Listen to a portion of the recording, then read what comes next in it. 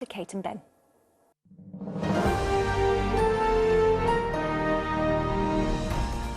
Hi there, it is 12 minutes past 8. It's 3 months since a devastating double earthquake hit Nepal, killing 9,000 people and laying waste to many isolated mountain villages. Well, of course, the disaster prompted an incredible international aid campaign, and now in a really emotional journey from the capital, Kathmandu, to the hillside villages. Actress and mum of two, Joyner, discovered how the people there are beginning to rebuild their communities and lives. It's monsoon season in Nepal. Roads are treacherous and villages and towns hard to get to. 3 months on from the earthquake, the building work continues. Not just broken homes, but lives too. This particular village lost about 380 people in their community, and he was saying there's about 80,000 homes and 50,000 of them have been either completely taken to the ground or need a lot of recovery. As you can see, I mean, this damage is really evident here, as it wasn't in Kathmandu. I met Mishri, a 74-year-old grandmother. She has come to sign up for corrugated metal sheeting, which your kind donations via CAFOD help to pay for. She cannot think of her own life. She cannot think of anything. Who will help her use this corrugated iron today? Who's going to help her build her house? Nobody, she says. There's no family to help Mishri build her home now, but charities plan to start rebuilding disaster areas from September after the monsoon. It's a fragile time for the vulnerable, especially the newly born. Who was born yesterday in amongst all of this chaos, and so life goes on. Trekking deeper into the mountains, we find Kamala. Her husband was killed in the earthquake, and she's raising her 3 children alone. Are the girls going to school at the moment? Yes, they are going. It's very hard for me to send them to school. And my husband is died, and I'm alone, and I'm a single woman, and I don't know how to educate them in the future. It would be great to be able to help these girls with their education, to be more like these girls. They didn't come straight back and do normal lessons. They came back, talked about their experiences.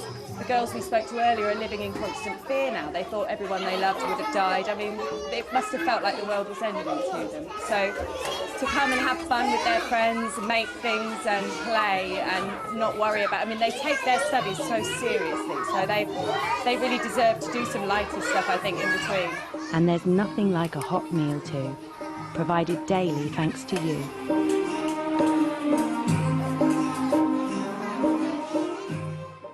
Beautiful smiles. Joyner joins us now. The resilience of children, I think, is one of the things that I imagine would struck you, Jo, while you're out there. Yeah, it was. I mean, but they're living in constant fear. It's very difficult to explain to some of those little girls that things are going to be all right, because it's in the lap of the gods, isn't it? And just as they were all getting together a bit and feeling a bit safer, another earthquake hit, and those girls that I spoke to at that school, they'd been sleeping out in the parks and the stadiums, rough and then intense once aid had got there in the city in Kathmandu for about, you know, a couple of weeks, nearly 3 weeks before they could move back into anywhere that was a bit more sheltered. And that's scary itself in Nepal, because they've got a lot of poisonous snakes, a lot of, you know, so the little girl was saying to me, I was worried about the earthquakes, then when we got to the open space I was worried about snakes, and, you know, that is a real threat. And yes, but so they are resilient, but they're quite traumatised. And we saw that lady there at 74, being pleased to be given some corrugated iron, but then having to construct her own construction.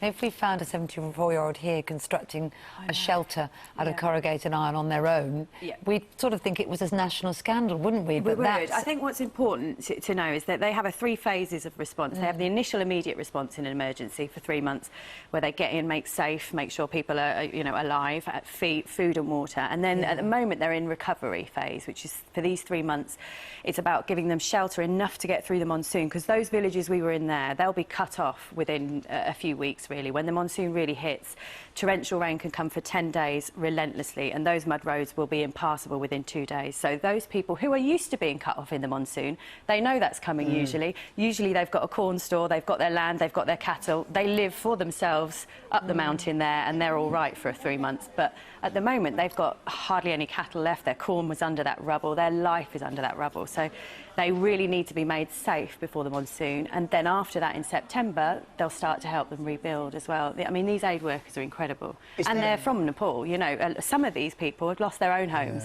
Their families are living in tents, and then they're going up the mountain delivering this aid in the day.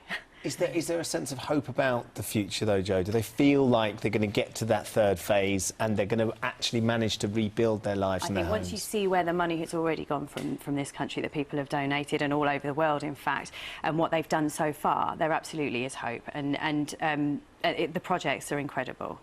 And what about for you personally? You're a mum as well, to go through that, and also you're an actress, and I get to do lots of amazing things, go to glamorous events. Sometimes we all find ourselves moaning about things that aren't that important. Did you find it a real moment of reality? Yeah, I mean, that's why I wanted to do something like this, because I'm so lucky. I get to do what I love for a living, and, you know, so to be able to use it to come home and talk to people, and I'll be blogging this, I've diaried the whole thing, so to hear about more about the stories and things like that, there'll be links from your site and CAFOD's site, and so and I'll put them out on my Twitter and things, so you can really hear about the impact on me and the people in that country. But yeah, it's good to use it for something a bit more interesting and a bit more worthwhile, isn't it, than just entertaining people. Absolutely.